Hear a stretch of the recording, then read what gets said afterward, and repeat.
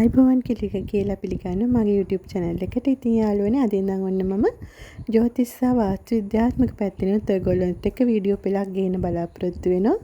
ඔයගොල්ලන්ට මම ඉතාමත් ආදරෙන් කියනවා මේ මගේ channel එක subscribe කරලා like කරලා එකතු වෙන්න කියලා දිගටම මාත් එක්ක මේ වගේ ඉතාමත් හොඳ ඔයගොල්ලන්ට පළදායි වීඩියෝ රසක් ගේන්න බලාපොරොත්තු වෙමින් ඉන්නවා. ඉතින් මේ වීඩියෝ එක අද මම ගේන්නේ ඔයගොල්ලෝ අලුතෙන් ඉඩමක් ගන්න බලාපොරොත්තු ඉන්නවා නම් ඒ සම්බන්ධයෙන් වාස්තු විද්‍යාත්මක ඔයගොල්ලොන්ට මොනවද ඒ සම්බන්ධයෙන් දැනගත යුතු කාරණා කියන එක ගැන ඔයගොල්ලන්ව දැනුවත් කරන්න. ඉතින් ඔයගොල්ලන්ට මොකක් හරි ප්‍රශ්නයක් ඇති වුණොත් මේ වීඩියෝ එක සම්බන්ධයෙන් ඔයගොල්ලන්ට පුළුවන් ඒ සම්බන්ධයෙන් මට කමෙන්ට් එකක් දාලා ප්‍රශ්නයක් තියෙනවා ඉදිරිපත් කරන්න. මම අනිවාර්යෙන් මේ ප්‍රශ්නෙට ඔයගොල්ලන්ට උත්තරයක් දෙන්න බැඳිලා ඉන්නවා.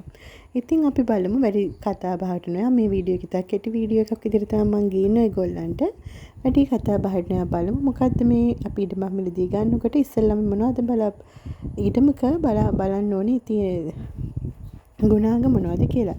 ඇත්තටම ඉඩමක් ගන්නකොට ඕනම ඉඩමක ඔයගොල්ලෝ දන්නවද ඕනම ඉඩමක තියෙන බෑවුමක් කියන එකක්.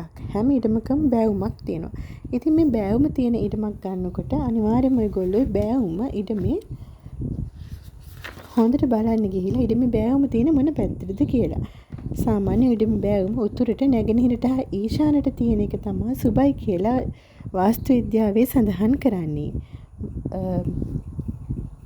නිරිත දකුණ බස්නාහිර කියන පැත්ත උස්ව තියෙන එක වැදගත් කියලා තමයි වාස්තු විද්‍යාවේ සඳහන් කරන්නේ. මොකද නිරිත දකුණ සහ බස්නාහිර කියන පැති වලට තමයි වැසිකිලි වලවල්, කැසිකිලි වලවල් සහ අපද්‍රව්‍ය බැහැර කරන ස්ථාන අපි නිවසක් තනනකොට සකස් කරන්නේ. ඉතින් ඒක නිසා අනිවාර්යයෙන්ම ඔයගොල්ලෝ ඉඩමේ බෑවුම ගැන සැලකිලිමත් වෙනකොට ඉඩම බෑවුම පීඩා තිබිය යුත්තේ උතුරට නැගෙනහිරට හෝ ඊශානයට කියන එක ගැන මනසේ තබා ගන්න.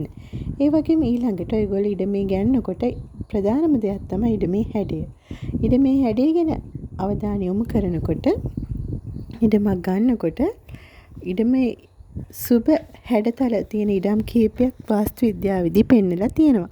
ඒ අතර චතුරාස්‍ර භූමිය, ඊළඟට ආයතාකාර භූමිය, වෘත්තාකාර භූමිය සහ භද්‍රාසන භූමිය කියන භූමි හතර ගැන තමයි සුබ භූමි විදිහට වාස්තු විද්‍යාවේ දක්වලා තියෙන්නේ. ඔතන චතුරාස්‍ර භූමිය කියන්නේ සම චතුරාස්‍රාකාර කොටුවක් හැඩති භූමියට. ආයතාකාර භූමිය කියන්නේ ඍජු කෝණාස්‍රාකාර භූමියට. වෘත්තාකාර භූමියක් කියලා කියන්නේ ඔයගොල්ලෝ පටලව ගන්න එපා මේක වෘත්තාකාර රවුම ඇඩි භූමියක් කියලා. වෘත්තාකාර භූමියක් කියන්නේ ඍජු කෝණාස්‍රාකාර භූමියක කොන් හතර වක්‍ර වෙලා තියෙන භූමියක්.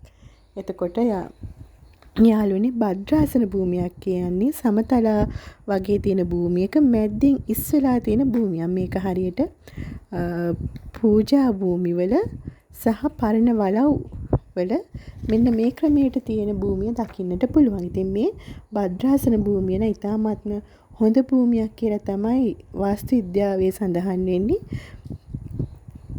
ඒ වගේම තමයි වාස්තු විද්‍යාවේ සඳහන් වෙනවා සුබ නැති භූමි සම්බන්ධයෙන්ුත් ඒ භූමි තමයි පොරෝ හැඩයේ භූමි, වෘත්තාකාර භූමි,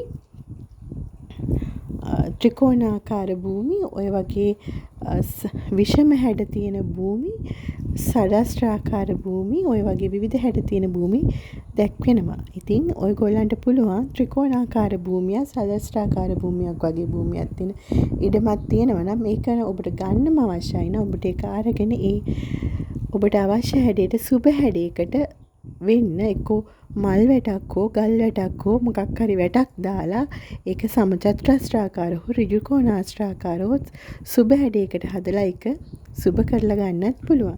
ඉතින් මේ වගේ තව ගොඩක් දේවල් තියෙනවා. මේ වීඩියෝ එක දිග වෙන නිසා මට ඉතුරු ටික ඔයගොල්ලෝ මන් තවත් කොටසකින් අරන් එන්නම්. ඉතින් subscribe කරලා තියාගන්න. මේ වීඩියෝ එක වැදගත් කියලා හිතෙනවා නම්